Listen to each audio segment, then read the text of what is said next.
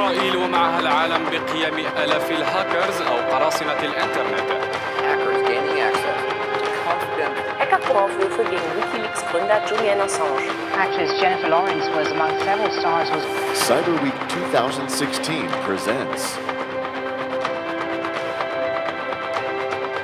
Stability in the International Cyber Domain.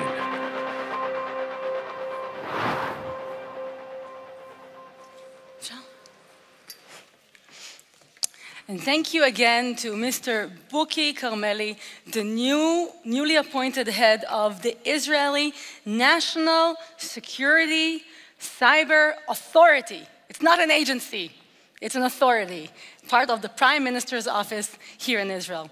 And now I'm very happy and honored to introduce the gentleman who will lead us through our next session, a session about international cooperation. We cannot talk about cybersecurity merely from the Israeli local perspective. We have to think globally, and that's why we have so many delegations with us this week to have that conversation. And to lead us through these important conversations with representatives from Japan, Singapore, and the United Nations, I would like to invite Mr. Ido Moed, who is the Cybersecurity Coordinator from the Israeli Ministry of Foreign Affairs. That is our Israeli State Department, the Israeli Ministry of Foreign Affairs. Mr. Moed was appointed as the Cybersecurity Coordinator at the Strategic Affairs Department with the Ministry of Foreign Affairs in June 2013. In this role, he is responsible for the coordination of all policies regarding international cooperation of Israel with our friends and allies around the world when it comes to cybersecurity. Mr. Moed holds various appointments. In fact, he has been with the Ministry of Foreign Affairs for more than 2 decades, serving in places such as the Dominican Republic, The Hague, Singapore, and Beijing. And please help me by welcoming Ido to the stage as we go through this next important session about international cooperation. Thank you.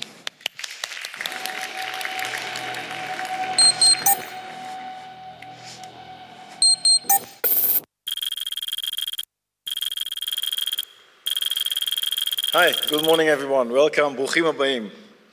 I think we're a bit off schedule. We'll try to speak quickly, but the topics that we have at hand, I think, deserves a lot of attention. And I'm very happy to see that there are so many friends from all over the world who came here and joined us, over 50 countries. I think for us in Israel, as was just mentioned, it's extremely important to develop this kind of cooperation. And I'm very happy to see so many friends and colleagues visit us and share their views and ideas with us through this conference. So cyber. I'm a diplomat, and when I just started dealing with cyber, I was thinking what most of my colleagues nowadays think: cyber, that's a technological issue. How do you combine that with diplomacy? But basically, in many ways, they are exactly the same.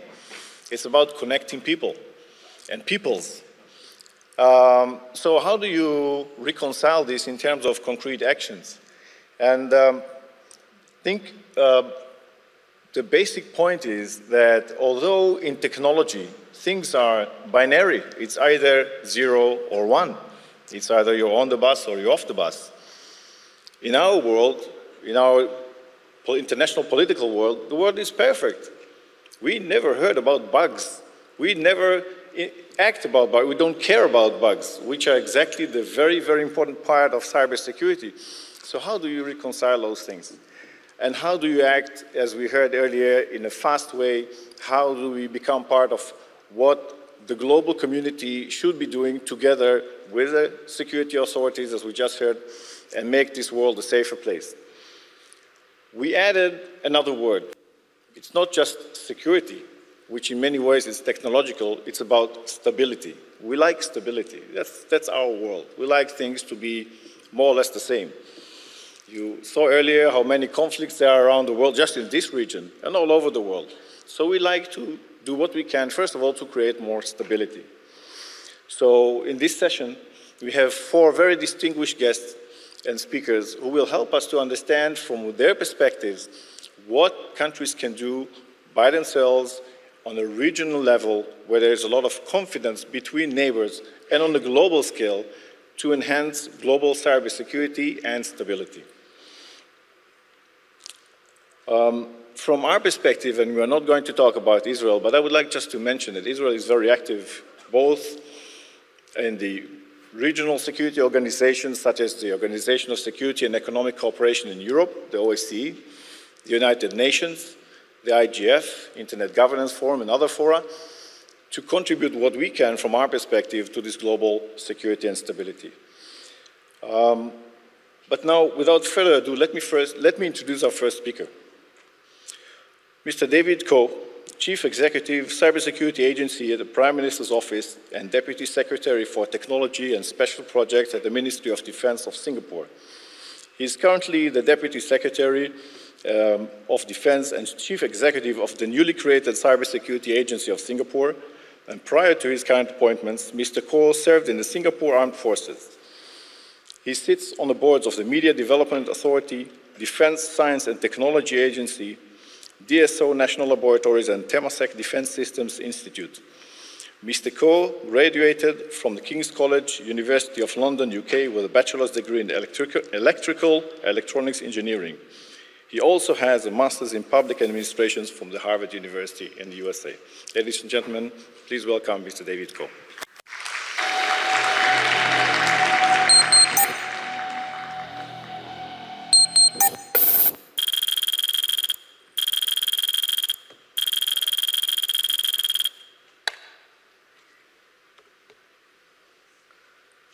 Thank you, Ido. Very good morning, ladies and gentlemen, Boker Tov.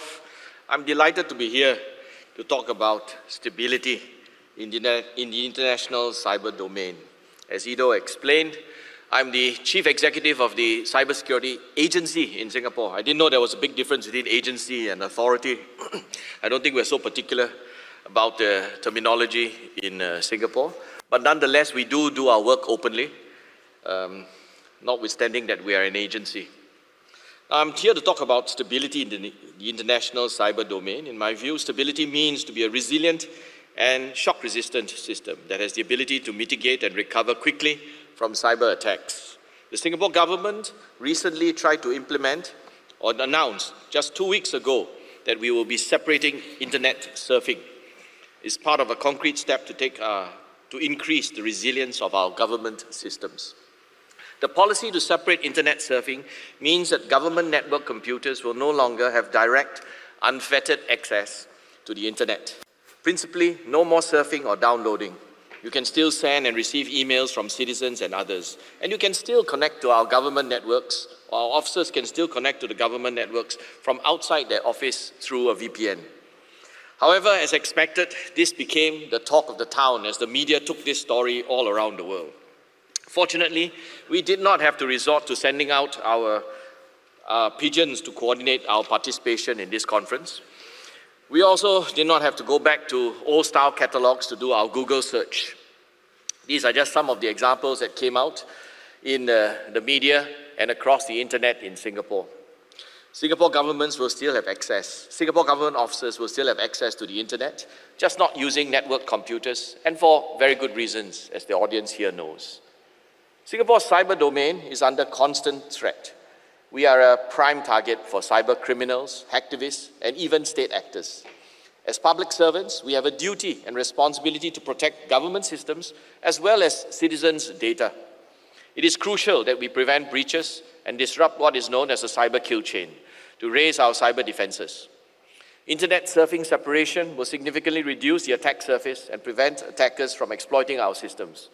The government's move is not to restrict public sector access to the internet, but rather it is to segregate secure email systems from other activities that we conduct online, such as browsing or transactions.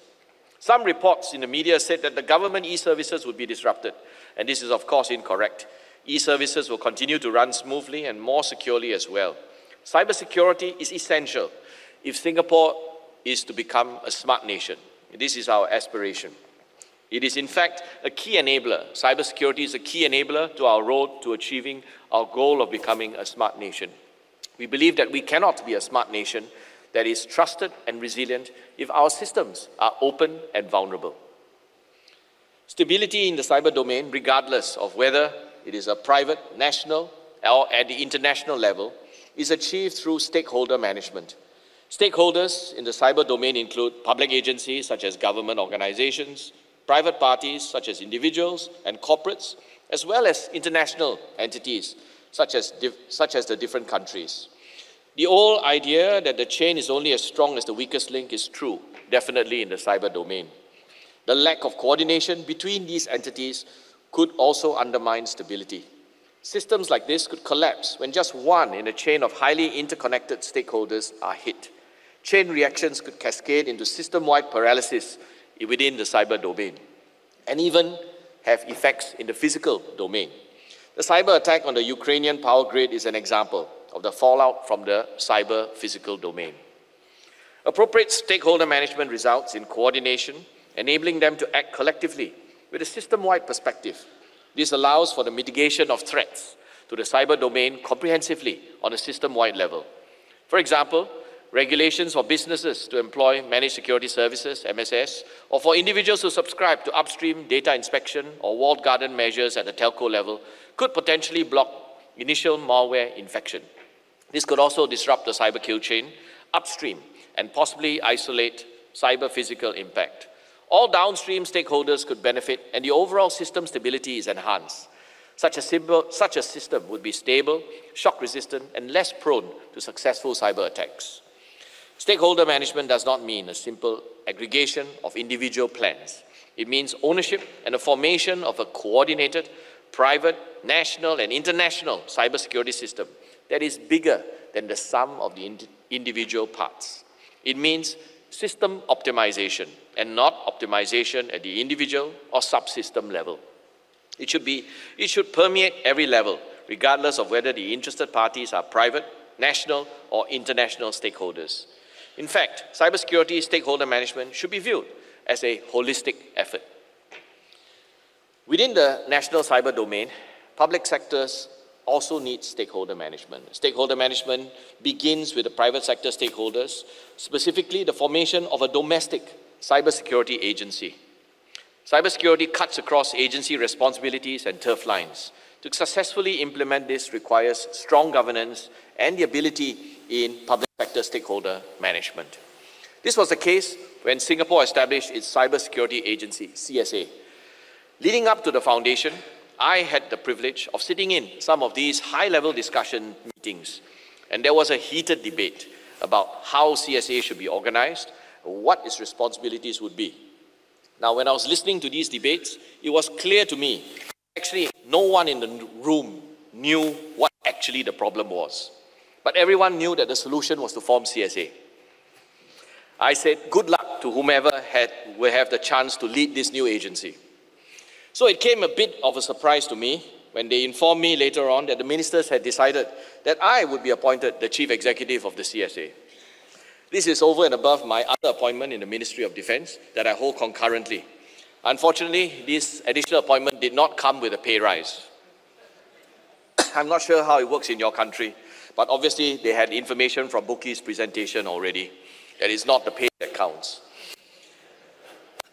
Before I started at CSA, I was already up to my neck in terms of my work. Now, having to lead two sides, I'm up to my eyebrows. The Singapore government was unified in vision and action to create the CSA. It houses both policy-making and operational functions of cybersecurity in one organization. Individual agencies and ministries gave up their old responsibilities, even some of their expert personnel, to CSA. A firm foundation was laid on which to build up CSA's capabilities rapidly, rather than ending up in deadlock due to failure in public sector stakeholder management. Stability in the national cyber domain also requires private sector stakeholder management. Private sector stakeholder management is crucial for achieving stability in the cyber domain. Most critical information infrastructure, CIIs, are in private hands. Some of these companies are not even local companies based in Singapore. One way of stakeholder management is through legislation. It coordinates their actions to create a stable, shock-resistant cyber domain. Some examples include requiring CIIs to subscribe to MSS and other measures such as accredited penetration testing, which Bookie also mentioned. Private sector stakeholder management occurs across CIIs as well. In Singapore, just 2 months ago, we mounted our first multi-sector cyber exercise. It was called Exercise Cyberstar. It involved over 100 participants, comprising sector leads and critical information infrastructure owners from 4 sectors, namely the banking and finance sector, the government sector, the energy sector, and the infocom sector.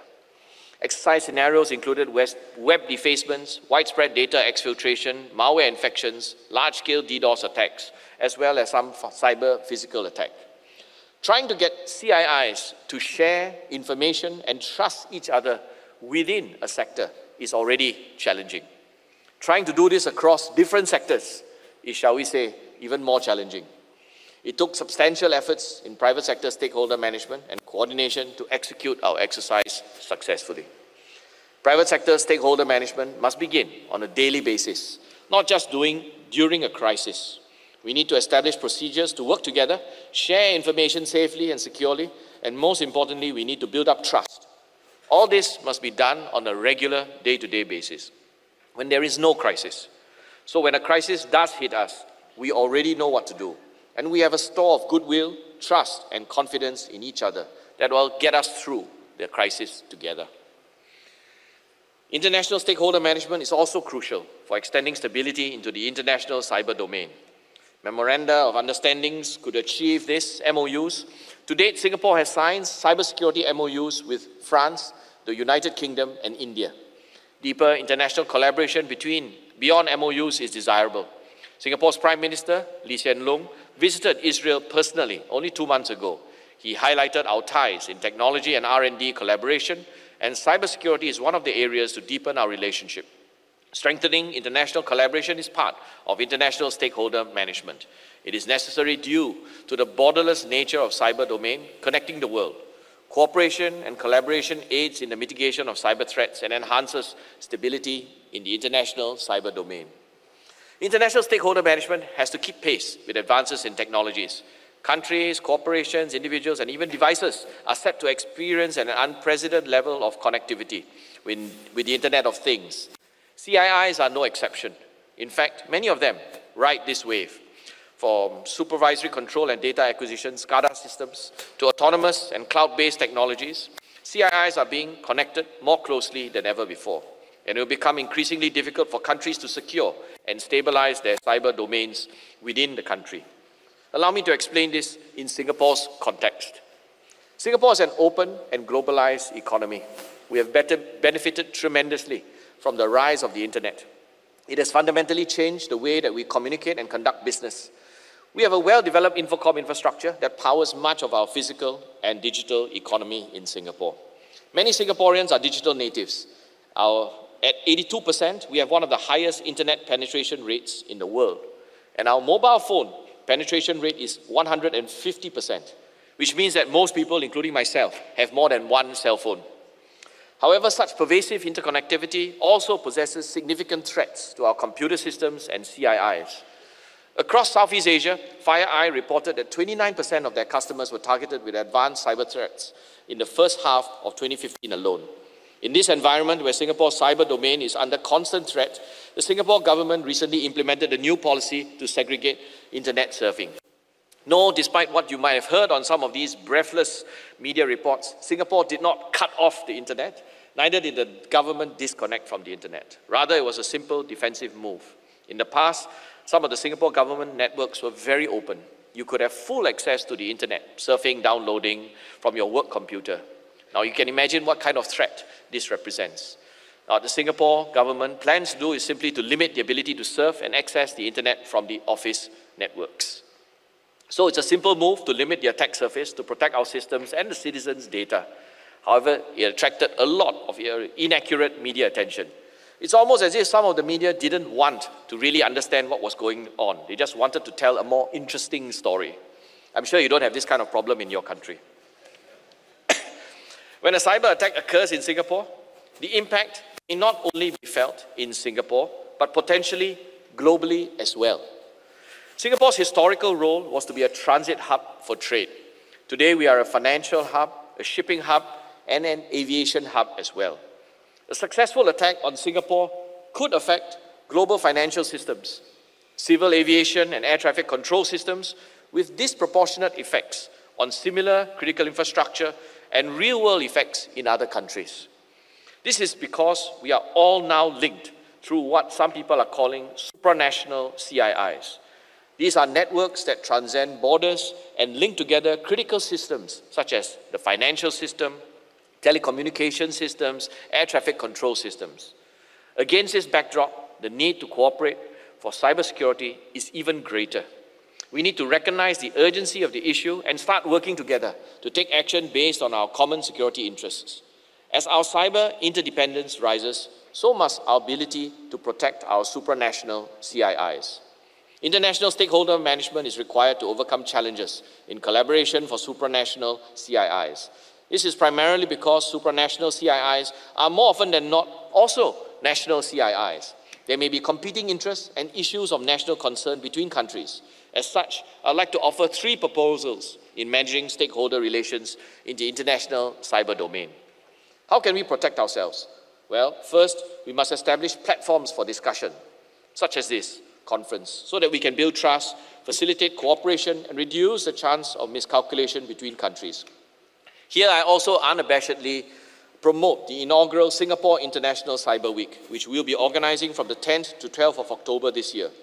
Aside from marking the 25th anniversary of GovWare exhibition in Singapore, the event will also incorporate a ministerial conference on cybersecurity and a cybercrime prosecutors roundtable meeting.